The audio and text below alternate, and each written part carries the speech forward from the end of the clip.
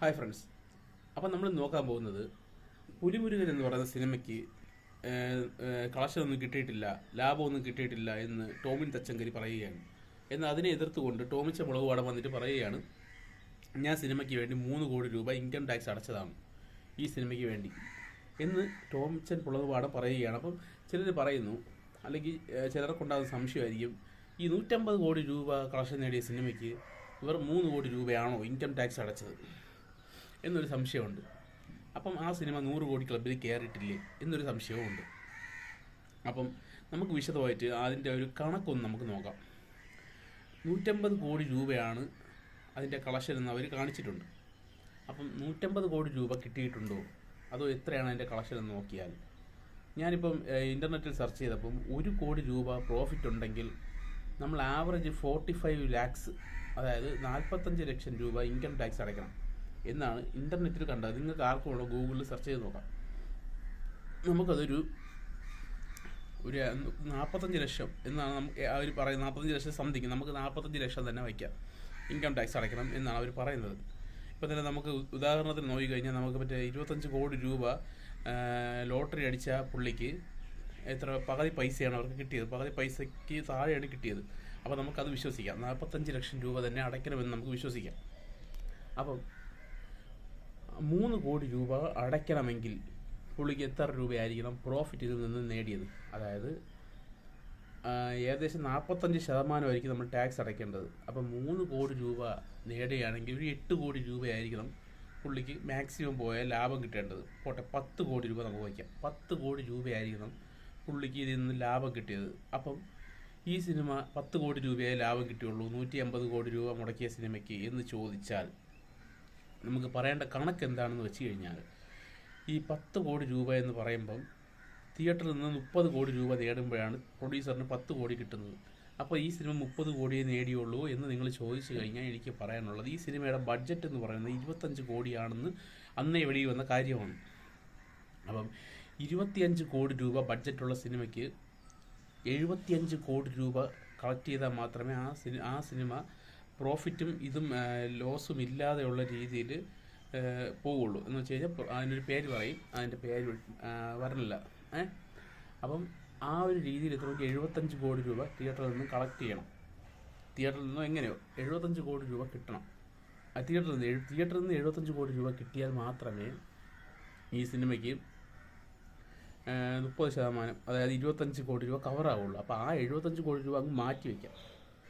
അപ്പോൾ 25 കോടി രൂപ ലാഭം കിട്ടി. പക്ഷേ അത് ലാഭമായിട്ട് കണക്കാക്കൂല ഇൻകം ടാക്സ്. കാരണം പുള്ളി ഇറക്കിയ പൈസയാണ് പുള്ളിക്ക് തിരിച്ച് കിട്ടിയത്, 25 കോടി രൂപ.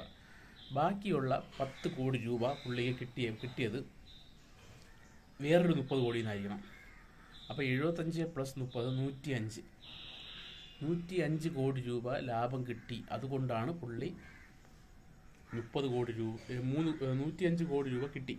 105 കോടി രൂപ കളക്ട് ചെയ്തിട്ടുണ്ട്. 105 കോടി രൂപ കളക്ട് ചെയ്തപ്പോഴാണ് പുള്ളിക്ക് മൊത്തത്തിൽ 35 കോടി രൂപ ലാഭം കിട്ടി. പക്ഷേ അത് 25 കോടി രൂപ പുള്ളി മുതലാക്കിയതാണ്, പുള്ളി അതിൽ ചിലവാക്കിയതാണ്. ബാക്കി 10 കോടി രൂപയ്ക്കാണ് പുള്ളി ടാക്സ് അടച്ചത് എന്ന് നമുക്ക് വയ്ക്കാം. അത് നമ്മൾ മൊത്തം വേറൊരു കാര്യമുണ്ട്, 150 കോടി രൂപയെന്നാണ് പുള്ളി ഇതിൻ്റെ ബിസിനസ് എല്ലാം കൂടെ എന്ന് പറഞ്ഞത്. പക്ഷേ പുള്ളി 3 കോടി രൂപ ടാക്സ് അടച്ചിട്ടുള്ളൂ.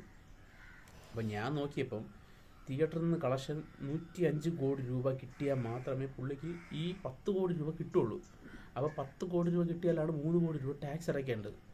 അപ്പം വെറും 3 കോടി രൂപ പുള്ളി ടാക്സ് അടച്ചിട്ടുള്ളൂ. അപ്പോൾ ബിസിനസ് ഒന്നും ഈ സിനിമയ്ക്ക് നടന്നിട്ടില്ലേ എന്നുള്ളൊരു സംശയമുണ്ട്. അപ്പം എല്ലാ ബിസിനസ്സും കൂടെ ചേർത്ത് ഇതേപോലെ 100 110 കോടി രൂപയാണെങ്കിൽ ഓക്കെ, ഞാൻ പുള്ളി പറയുന്നത് സമ്മതിക്കാം. 110 ഇപ്പോഴും പുള്ളി പറയുന്നത് 150 കോടി എന്ന് പുള്ളി പറയുന്നില്ല, 100 കോടി എന്നേ പറയുന്നുള്ളൂ. അതും കളക്ഷനാണെന്ന് പറയുന്നില്ല, ബിസിനസ് കൂടെ ചേർത്തായിരിക്കും എന്ന് തന്നെയാണ് പുള്ളി ഉദ്ദേശിക്കുന്നത്. കാരണം അല്ലെങ്കിൽ പുള്ളി പറഞ്ഞാൽ ഇതേപോലെ ടോട്ടൽ കളക്ഷൻ, തിയേറ്റർ കളക്ഷൻ മാത്രമെന്ന് പുള്ളി പറയുമായിരുന്നു, അല്ലെങ്കിൽ ബിസിനസ് എന്ന് പുള്ളി പറയുമായിരുന്നു. പക്ഷേ എൻ്റെ അഭിപ്രായത്തിൽ ഈ സിനിമയ്ക്ക് ഇതുപോലെ മൊത്തത്തിൽ 105 കോടി രൂപ വല്ലതായിരിക്കും. തിയേറ്ററിൽ നിന്ന് 105 കോടി, ഇത് എനിക്ക് തോന്നുന്നു ഇങ്ങനെ പോലും ഒരു 10-20 കോടി രൂപയെങ്കിലും ഇതിൻ്റെ ബിസിനസ് നടന്നതാണ്. ആ 20 കോടി രൂപ അങ്ങനെ പ്രോഫിറ്റാണത്. അപ്പോൾ അതെങ്ങനെയാണെന്ന് മനസ്സിലാകുന്നില്ല. ഇത് ബാക്കിയപ്പോൾ നമുക്കൊരു 10 കോടി രൂപ മാത്രമേ അതിൻ്റെ ബിസിനസ് നടന്നിട്ടുള്ളൂ എന്ന് തന്നെ നമുക്ക് വിചാരിക്കാം. കാരണം ആ സിനിമ ഇറങ്ങുന്നത് വരെ ആ സിനിമയ്ക്ക് ഒരു ഹൈപ്പ് ഉണ്ടെങ്കിലും ആ സിനിമ ബിസിനസ് നടന്നിട്ടായിരിക്കും ഇറങ്ങിയത്. സിനിമ ഇത്രയും വിജയിക്കുമെന്ന് പുള്ളിയും വിചാരിച്ച് കാണില്ല. ചിലപ്പോൾ 10 കോടി രൂപ തന്നെയായിരിക്കും അതിൻ്റെ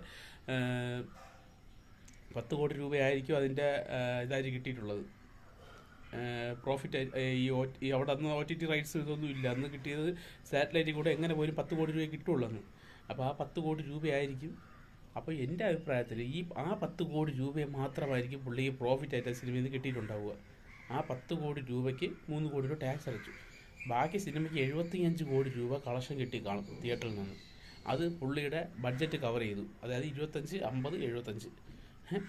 അതായത് 75 കോടി രൂപയുടെ 30% താഴെയാണെന്നാണ് അവർ പറയുന്നത്. നമുക്ക് 30% വയ്ക്കാം. അങ്ങനെ നോക്കിയാൽ പോലും 25 കോടി രൂപ പുള്ളിയുടെ പ്രോഫിറ്റ്, പുള്ളിയുടെ ബഡ്ജറ്റ് പുള്ളി ഇറക്കിയത് പുള്ളിക്ക് ആ തിയേറ്ററിൽ നിന്ന് കളക്ഷൻ തിരിച്ച് കിട്ടി എന്ന് തന്നെ വയ്ക്കാം. ബാക്കി 10 കോടി രൂപ ബിസിനസ് നടന്നു തന്നെയാണ് പുള്ളി 3 കോടി രൂപ ടാക്സ് അടച്ചത്. അപ്പം എൻ്റെ ഒരു നിഗമനത്തിൽ പുലിമുരുകൻ എന്ന് പറയുന്ന സിനിമ വെറും 75 കോടി രൂപ മാത്രമേ തിയേറ്ററിൽ നിന്ന് കളക്ഷൻ നേടിയിട്ടുള്ളൂ എന്നാണ് എൻ്റെ അഭിപ്രായം. നിങ്ങൾക്ക് ഇനി എന്തെങ്കിലും നിങ്ങൾക്ക് അതിൻ്റെ എതിരഭിപ്രായമുണ്ട്? ഇനിയിപ്പോൾ ഗൾഫ്, അതർ കൺട്രീസ്, അവിടെയൊക്കെ ബിസിനസ്സാണ് നടത്തുന്നത്. എല്ലാം കൂടെ ചേർത്ത് ഇപ്പം 20 കോടി രൂപ വച്ചാൽ ബാക്കി തിയേറ്ററിൽ നിന്ന് അത്രയും കളക്ഷൻ കുറയും. അപ്പോൾ നിങ്ങളുടെ അഭിപ്രായം എന്താണ്? നിങ്ങൾക്ക് ഈ സിനിമ 100 കോടി ക്ലബ്ബിൽ കയറി നിങ്ങൾക്ക് തോന്നുന്നുണ്ടോ?